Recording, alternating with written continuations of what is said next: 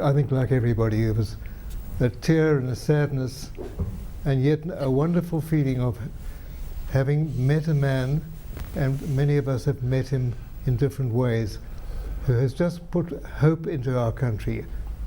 We had an opening this morning, and we didn't know whether to cancel the opening or not, but we celebrated Mr. Mandela at the opening, and the staff were all singing Sikeleli Africa, and it was just the feeling that if only we could all live the life that he lived, by giving hope to people, accepting that we're all different, but that we're all South Africans.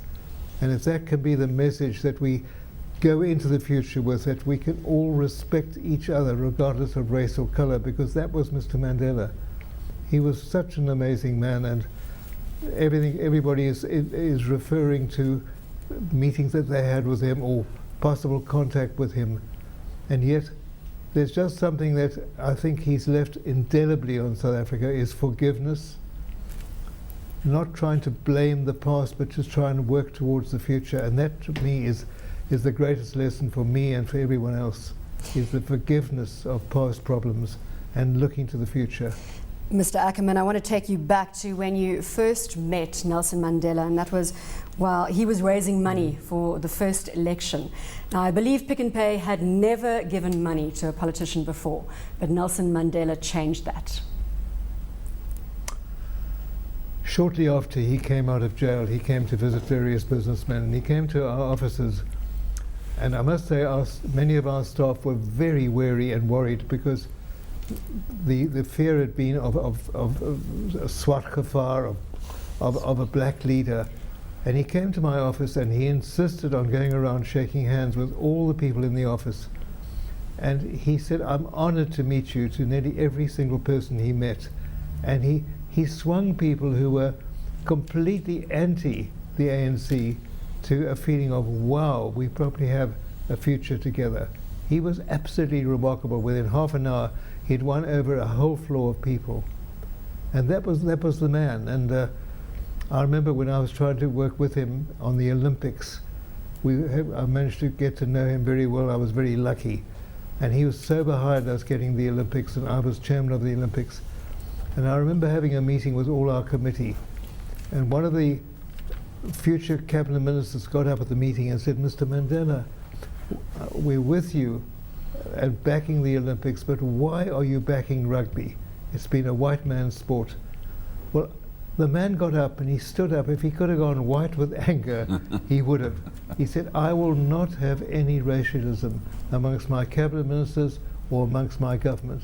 We're all South Africans today." And that made an indelible mark on me. I was absolutely amazed at the sincerity of the man's approach towards embracing all races and all people, and giving hope to this country, which I still feel today is very strong. I believe the hope we all have for the future of this country, despite our differences, despite our poverty in many areas and unemployment. This man and his legacy is to really build a country of hope, because there is so much that we can all do to build this country of ours. And that's what I learned from him, and I've never ceased to be hopeful. Mr. Ackerman, I also understand in the past, when he was in power, when you had strikes at Pick n Pay, he actually tried to help you solve them. Is that true? That's absolutely true. When he came into power, the union leader actually said to me, "We're not against you, Mr. Ackerman, because you've done a lot for your staff, but we're going to bring Pick n Pay to its knees to show Mr. Mandela that the unions are going to be strong and part of government." This is just as he was taking over. And we had a rather vicious strike in 1994-95, which really nearly crippled us. And I went to see him, and he said, "I can't take sides on the union activity, but what I can do is try and get the unions to realize that to hurt your company is not going to be right for the country." And after a period of about 2 weeks, where it wasn't an easy time, he managed to get us together with the union leaders, and the matter was resolved. I've never forgotten that. In fact, he phoned me up early one morning, and my wife called me to the phone, and I couldn't believe that he was actually saying, "I'm prepared to help, but you must meet with the unions and myself and sort it out." it was quite an important time. It was an amazing time, actually. What other memories will you have of him? Lots of them, because I was so lucky to have contact with him over the Olympics. We had lots of evenings together, and he was so helpful. But to me, the memory I have is there was a fundraising breakfast he had just for my son and I, Gareth.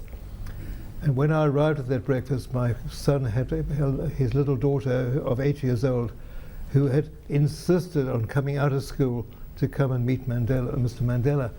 And I was cross with Gareth for bringing him. He said, I couldn't help it. She insisted. Mr. Mandela met her at the door, said, oh, Emma, I'm delighted to have you for breakfast. He called his butler and put a place for her. He didn't discuss finance at all, because that was the intention of the meeting. And at the end of the meeting, Emma, the granddaughter, said, Mr. Mandela, very quietly, can you sign my autograph book? And he said, no, Emma, appearing crossly, and he took her by the hand and said, you come with me. And this little girl was shaking. And he said, I won't sign your autograph book until you have the courtesy to sign my visitor's book. And you know, it made such an indelible impression on this little girl, who has just said to me, Grandpa, I will always come back to South Africa. She's studying overseas at the moment because of that breakfast. I've never forgotten that, and that's how my life's going to be. Mr. That's Ackerman, really the memory that we have of him. I want to also talk about the Nelson Mandela's Children Fund, which was centre to Mr. Mandela's work, and how he managed to get all the captains of industry to contribute to that fund. The moment he came in, he was trying to get money for the Nelson Fund, but it was for a lot of individuals. I remember him telling me about a young man who was born without a nose, and he said, Raymond, how would you like it if one of your grandchildren was born that way? And he was always raising money for the Nelson Mandela Fund, and I think we all supported it because of the leadership and the humanity of Mr. Mandela. I just hope the fund is continuing in the same vein, because he really poured money into worthwhile individuals and worthwhile causes. And no one will ever forget Mr. Mandela, and what we must all remember is to treat everyone the same, whether we're black or white or coloured or Indian or Chinese or German or English or Jewish or Catholic, because he would never, ever, ever, ever have a view against any person because of their religion or nationality. And that's the message of hope, which I believe is still there despite all our problems, that his life will be remembered as the life of a man who forgave his enemies and opened his heart to everybody. And he really was a genuine person. We're taking a short break. We'll be back in just a moment.